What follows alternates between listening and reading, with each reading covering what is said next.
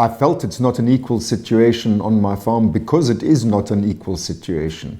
I am the owner of the land. I live in a big, beautiful house in the center of that farm. But on that same piece of land, there are other families living in very little houses that belong to me, and they are completely dependent upon me in order to have a decent quality of life for their children. So the owner of the land is in an extremely different position from the workers who, as it were, come with the land. They're part of the land. You inherit the farm with the people that live on that piece of the country. And I think that that's a difficult situation to easily live with. I left South Africa during the bad old days of apartheid, and then everything changed in my absence. And so I wanted to go back, and with the idea that I wanted to participate in the reconstruction and the development of the new democracy in South Africa. So I saw my own property as the vehicle through which I could do that. People who look like me, white South Africans, we benefited from that old system. I think we owe a debt to black South Africans to try to help to put things right now that we have a democracy.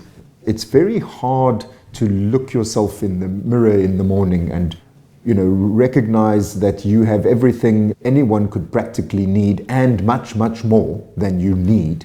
And in the immediate vicinity around you, there are people who have less than they need, not less than they want, less than they need. And how can you hold on to everything in a situation like that?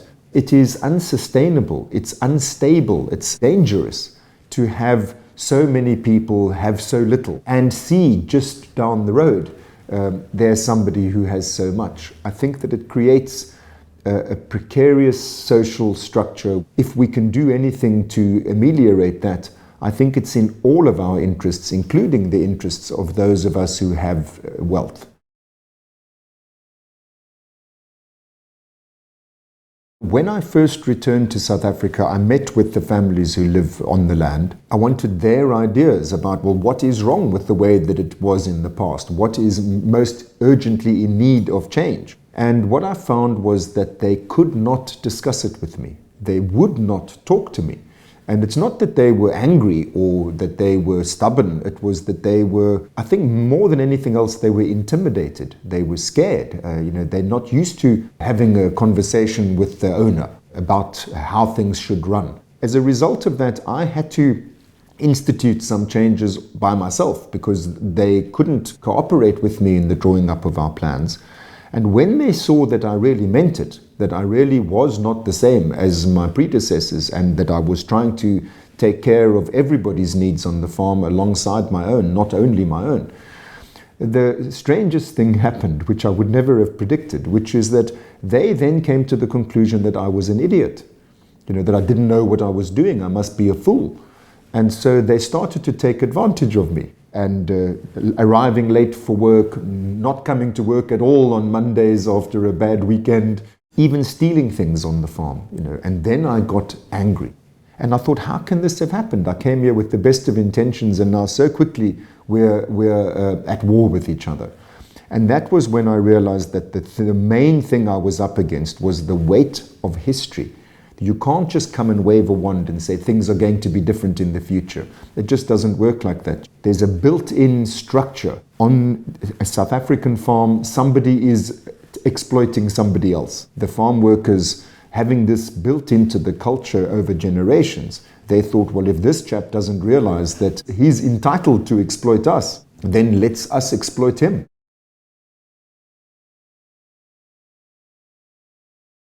The things that I did at that first stage when I first arrived in South Africa was obvious things like renovating the houses. As I renovated my own house to prepare for the arrival back in South Africa of my family, so I renovated the workers' houses at the same time.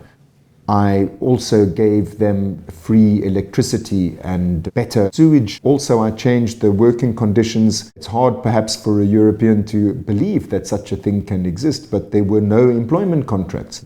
We then made a very big adjustment, which was that I decided to bring in historians and archaeologists from my university. I said, I want us collectively to dig up the history of what happened on this farm so that we can face this weight of history that is so burdening us, making it impossible for us to trust each other and to forge a common future together.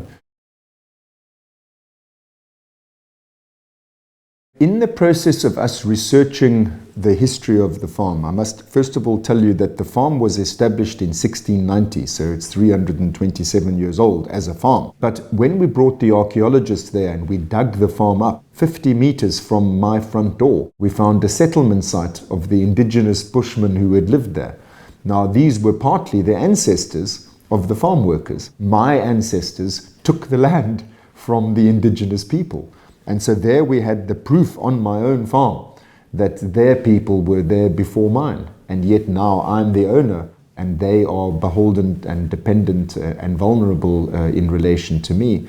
We found not only was that part of the history of my farm, but also we brought slaves to develop the farm. There was almost 200 years of slavery. And I'm not saying this about my farm alone. It applies to all of the farms around there, but it applied also to my farm. And we had to face that this is what happened here. The reason why they're poor and why they're living on my land is because of that history. So it was a very important process together to face. It no longer felt as if I was a generous philanthropist. It felt a little bit more like, actually, I owe a debt, that something wrong has happened here and it has to be put right.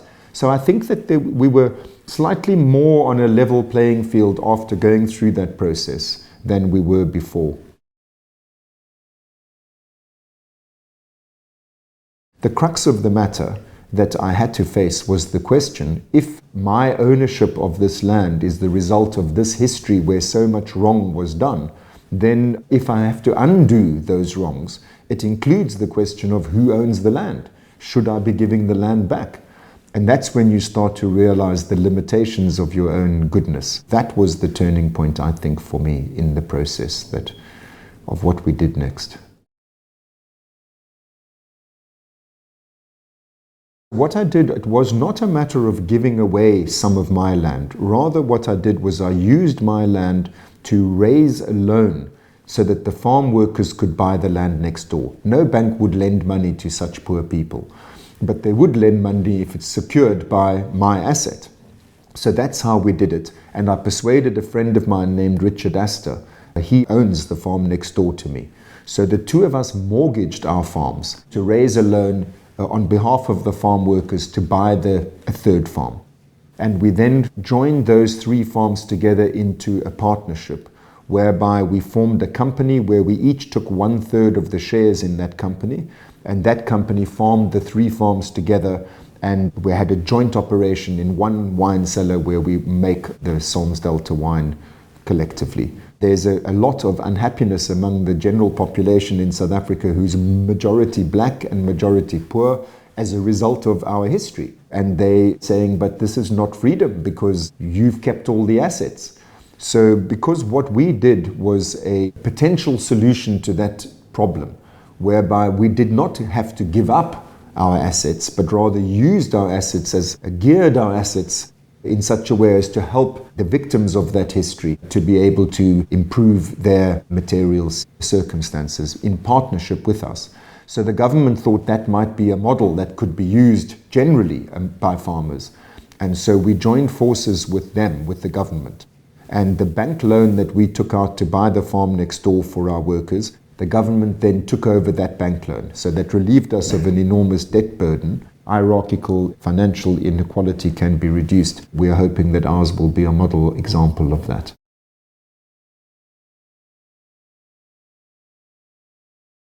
Our quantities and our quality of productivity have increased substantially over this period of time. I live there. These are the people who I see every day. They work with me. Their families live on the same piece of land as I do. And so we see each other. We have to talk to each other. We have to look each other in the eye. What kind of relationships we have with each other makes a great difference to the quality of my life and all of their lives too. You know, the fact that we're on the same side, we're pulling in the same direction, there's something in it for all of us, just makes life better. Although there is a philanthropic and a humanitarian incentive behind the doing of what we did, it doesn't mean that you sacrifice the commercial viability. In many ways, you actually enhance the commercial viability of an enterprise by recognizing that your own self-interest, of course, you can't sacrifice your own self-interest, but if you only think about yourself and you don't recognize everyone else in the enterprise has a self-interest too, it's a much less viable, much less sustainable, and much less pleasant place to be. Our farm workers use the money that they earn from our enterprise to put their children in better schools, to have better health care, etc. So the farm workers in the surrounding farms started to say, we want to have our children going to those schools too. To be honest, the outcome has been, fortunately, that the neighboring farmers have improved the working conditions of their workers because they can afford to. I think they started to feel a little bit ashamed, and so it has had, not that they followed the structure of what we've done, but it has improved living standards and working conditions on the farms around us. There's a small population with enormous wealth and a large population with terrible poverty. It's an unstable situation. So I try to convey to my fellow landowners that really it's in our own enlightened self-interest to make the inequality less, to find ways in which the future can be brighter for all of us.